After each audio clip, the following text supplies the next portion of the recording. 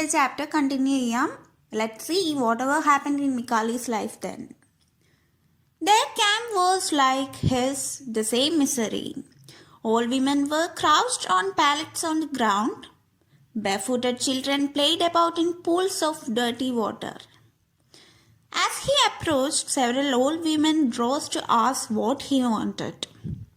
But he walked on and stopped only at the opening of a tent. From the interior of the tent came the sound of a wailing infant. Their camp was like his, the same misery. അനറ്റോളിയൻസിൻ്റെ ക്യാമ്പിലെ അവസ്ഥയും അവൻ മുൻപുണ്ടായിരുന്ന ക്യാമ്പിലെ പോലെ തന്നെ വളരെ ദുരിതം നിറഞ്ഞതായിരുന്നു എന്നാണ് പറയുന്നത്. All women were crouched on pallets on the ground. Pallet എന്ന് പറഞ്ഞാൽ എന്താ? ഇതുപോലെയുള്ള പലകയ്ക്കാണ് പാലറ്റ് എന്ന് പറയുക. Crouch means what? വളഞ്ഞിരിക്കുന്നതിനാണ് പറയുക. സോ വയസ്സായിട്ടുള്ള സ്ത്രീകൾ ഗ്രൗണ്ടിൽ പലകകളൊക്കെ ഇട്ട് വളഞ്ഞിരിക്കായിരുന്നു എന്നാണ് പറയുന്നത്. Barefooted children played about in pools of dirty water. നഗ്നപാതരായ എന്നുവെച്ചാൽ ചെരുപ്പൊന്നും ഇടാത്ത കുട്ടികൾ അഴുക്കുവെള്ളം നിറഞ്ഞ കുളത്തിൽ കളിച്ചുകൊണ്ടിരിക്കുകയാണ് നമ്മുടെ മിക്കാലി അവിടെ പോയ സമയത്ത്. As he approach several old women rose to ask what he wanted. അയാൾ അവിടെ നമ്മുടെ മിക്കാലി അവിടെ എത്തിക്കഴിഞ്ഞപ്പോൾ അവിടെയുള്ള വയസ്സായിട്ടുള്ള സ്ത്രീകൾ അവൻ എന്താണ് വേണ്ടതെന്ന് ചോദിക്കാൻ വേണ്ടിയിട്ട് എഴുന്നേറ്റു എന്ന്. But he walked on and stopped only at the opening of a tent. പക്ഷെ അവൻ നടത്തം തുടർന്നു. എന്നിട്ട് ഒരു ടെൻറ്റിൻ്റെ മുന്നിൽ എത്തിയപ്പോഴാണ് അവൻ നിന്നത്. From the interior of the tent came the sound of a wailing infant. അപ്പോഴാണ് ആ ടെൻറ്റിൻ്റെ ഉള്ളിൽ നിന്ന് ഒരു കരയുന്ന പിഞ്ചു കുഞ്ഞിൻ്റെ ശബ്ദം വന്നത്. Have pity on this poor orphan and give him a little milk. I'm a poor Armenian, he said in Greek. At his appeal, a lovely dark woman appeared. She held in her arms an infant blissfully sucking the maternal breast, its eyes half closed. അപ്പം എന്താണ് മിക്കാലി അവരോട് പറഞ്ഞത്?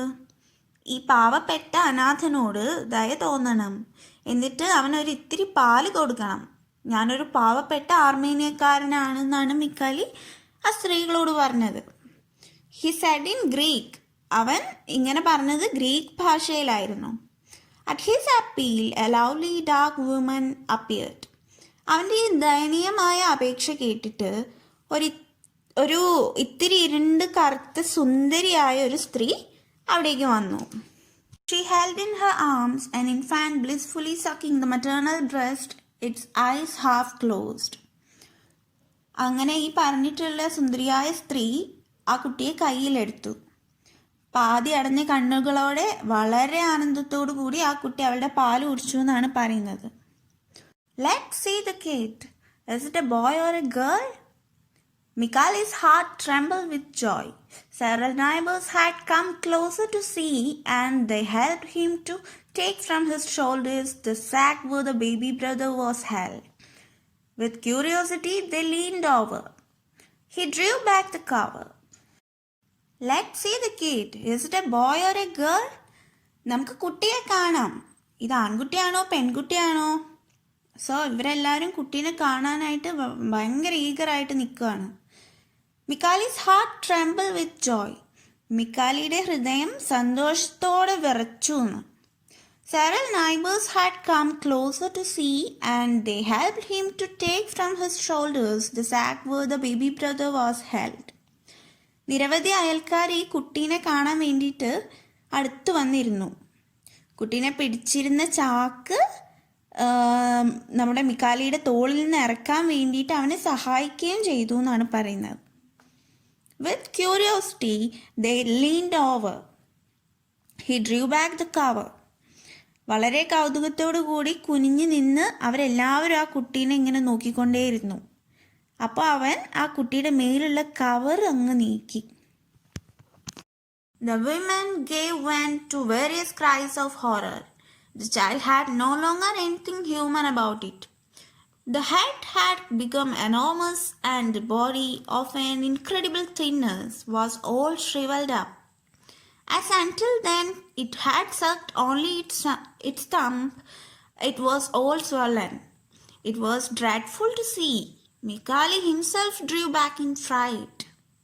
The women gave vent to various cries of horror. ഇത് കണ്ടിട്ട് ആ സ്ത്രീകളെല്ലാം കൂടി ഭയങ്കരമായിട്ട് പലതരത്തിൽ നിലവിളിച്ച് തുടങ്ങി. എന്താണ് കാര്യം? The child had no longer anything human about it. ആ കുട്ടിക്ക് ഒരു മനുഷ്യനുണ്ടായിരിക്കേണ്ടുന്ന ഒന്നും തന്നെ ഉണ്ടായിരുന്നില്ല എന്നാണ് പറയുന്നത്. The head had become enormous and the body of an incredible thinness was all shriveled up. ആ കുട്ടിയുടെ തല വളരെയധികം ഘോരമായി വലുതായിട്ടുണ്ടായിരുന്നു എന്നാണ് പറയുന്നത്. ശരീരമാവട്ടെ വിശ്വസിക്കാൻ പറ്റാത്ത അത്രയും രീതിയിൽ കനം കുറഞ്ഞ് ചുരുങ്ങിപ്പോയിട്ടുണ്ടായിരുന്നു. As until then it had sucked only its thumb, it was all swollen. അതുവരെ ആ കുട്ടി അവൻ്റെ തമ്പ് എന്ന് വെച്ചാൽ പെരുവിരലില്ലേ നമ്മുടെ ഉമ്പിക്കൊണ്ടിരിക്കുന്നത് കാരണം അതുമാത്രം നന്നായിട്ട് വീർത്തിരിക്കുന്നുണ്ടായിരുന്നു എന്നാണ് പറയുന്നത്. കുട്ടികളൊക്കെ അങ്ങനെയല്ലേ, അവരിങ്ങനെ വിരൽ വായിലൊട്ടൊക്കെ കളിക്കുകയല്ലേ ചെയ്യുക. പക്ഷെ ഈ കുട്ടിക്ക് പാല് പോലും കിട്ടാത്ത അവസ്ഥയായിരുന്നല്ലോ. സോ അങ്ങനെ അതുകൊണ്ടും കൂടി ആവാം ആ കുട്ടി അങ്ങനെയൊക്കെ ചെയ്തുകൊണ്ടിരുന്നത്. It was dreadful to see. Mikali himself drew back in fright. എന്നാൽ ആ കാഴ്ച ഭയങ്കര പേടിപ്പിക്കുന്നതായിരുന്നു. നമ്മുടെ മിക്കാലി തന്നെ ഇത് കണ്ട് പേടിച്ച് പിന്നോട്ട് വലിഞ്ഞു പോയി എന്നാണ് പറയുന്നത്. All of them together chased him away, threatening. His eyes filled with tears. He went off bearing the little child still wailing in its hunger. There was nothing to be done. The child was condemned to die of hunger. Mikali felt himself immensely alone and lost. A chill ran up his spine at the thought that he was carrying such an unlucky child.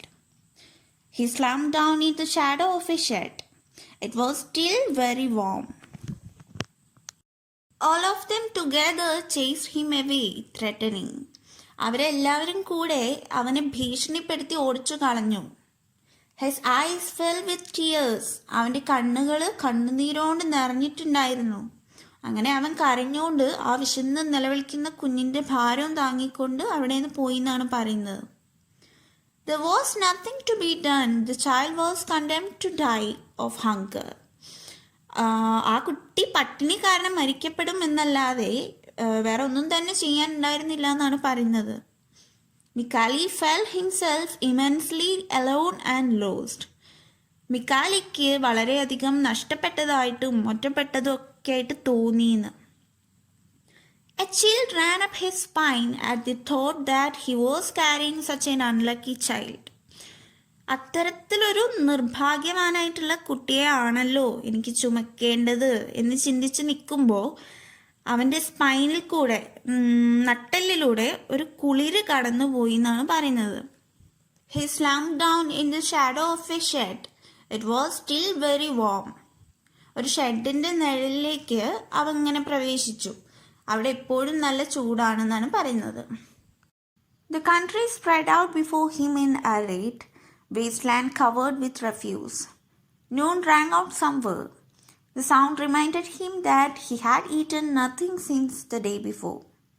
He would have to go sneaking about the streets, around cafe terraces, filching some half-eaten roll left on a plate, or else rake about in the garbage for what a dog would not have eaten. Suddenly, life seemed to him so full of horrors that he covered his face with his hands and began to sob desperately. So അവൻ്റെ മുൻപിൽ പരന്നു കിടക്കുന്ന വരണ്ട സ്ഥലം മാലിന്യങ്ങളും ചപ്പുചവറുകളൊക്കെ കൊണ്ട് നിറഞ്ഞിരിക്കുകയാണെന്നാണ് പറയുന്നത്. Refuse means what? Refuse എന്ന് പറഞ്ഞിട്ടുണ്ടെങ്കിൽ ചപ്പുചവറുകൾ. Noon rang out somewhere. The sound reminded him that he had eaten nothing since the day before. ഉച്ചമുഴക്കം എവിടെയോ മുഴങ്ങി. അത് കേട്ടപ്പോഴാണ് തലേ ദിവസം ഞാനൊന്നും കഴിച്ചില്ലല്ലോ എന്ന് അവൻ ആലോചിച്ചത്. He would have to sneaking about the streets, round cafe terraces, filching some half-eaten roll left on a plate. ഒരു പ്ലേറ്റിൽ അവശേഷിക്കുന്ന പകുതി കഴിച്ച റോളെങ്കിലും കട്ടെടുക്കാൻ പറ്റിയിരുന്നെങ്കിൽ എന്ന് വിചാരിച്ചിട്ട് അവൻ തെരുവുകളിലും ഭക്ഷണശാലകളുടെ ടെറസിലൊക്കെ ആയിട്ട് ഒളിഞ്ഞു നോക്കേണ്ടതായിട്ട് വരും എന്നാണ് പറയുന്നത്.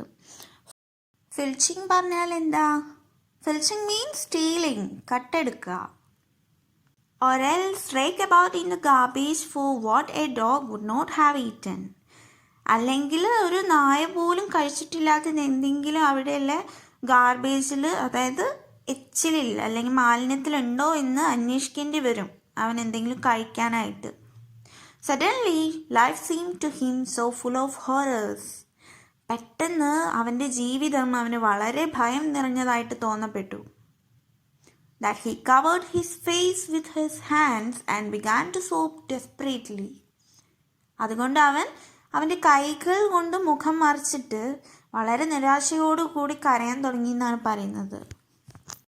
When he raised his head, a man stood before him, gazing down upon him. Mikali recognized the Chinaman who often came to the camp to sell paper knickknacks and charms which no one ever bought from him anyway. Often they mocked him because of his color and his squint eyes. So നമ്മുടെ മിക്കാലി തല ഉയർത്തി നോക്കിയപ്പോൾ ഒരാൾ അവനിങ്ങനെ തുറിച്ചു നോക്കിക്കൊണ്ട് നിൽക്കുകയാണ്. He recognized the Chinaman who often came to the camp to sell paper knickknacks and charms which no one ever bought from him anyway. Paper കൊണ്ടുള്ള അപൂർവ ശേഖരണങ്ങളും മറ്റു സുന്ദര വസ്തുക്കളൊക്കെ വിൽക്കാൻ പലപ്പോഴായിട്ട് അവൻ്റെ ക്യാമ്പിൽ എത്താറുള്ള ചൈനക്കാരനെ അവന് മനസ്സിലാക്കാനായിട്ട് പറ്റി. പക്ഷേ ഈ പറയുന്ന സാധനങ്ങളൊന്നും ആരും നമ്മുടെ ചൈനാമാൻ്റെ കയ്യിൽ നിന്ന് മേടിക്കാറില്ലായിരുന്നു എന്നാണ് പറയുന്നത്. സോ ഈ ചൈനമാൻ മിക്കാലിയുടെ ക്യാമ്പായ ആർമീനിയൻ ക്യാമ്പിലും പോവാറുണ്ടായിരുന്നു. അതുകൊണ്ടാണ് മിക്കാലിക്ക് പെട്ടെന്ന് തന്നെ അദ്ദേഹത്തെ തിരിച്ചറിയാൻ പറ്റിയത്. Often they mocked him because of his color and his squint eyes. ചൈനാമാൻ്റെ കയ്യിൽ നിന്ന് ആരൊന്നും വാങ്ങിയിരുന്നില്ല എന്ന് മാത്രമല്ല, പലപ്പോഴും അദ്ദേഹത്തിൻ്റെ നിറവും കോങ്കണ്ണുകളൊക്കെ കാരണം അവിടെ ഉണ്ടായിരുന്നവർ പരിഹസിക്കുകയും ചെയ്തിട്ടുണ്ടായിരുന്നു. സോ പിന്നീട് എന്ത് സംഭവിച്ചു എന്നുള്ളത് നമുക്ക് അടുത്ത ക്ലാസ്സിൽ നോക്കാം. നിങ്ങൾക്ക് ക്ലാസ് ഇഷ്ടപ്പെട്ടെങ്കിൽ please do like, share and subscribe to our channel. Thank U.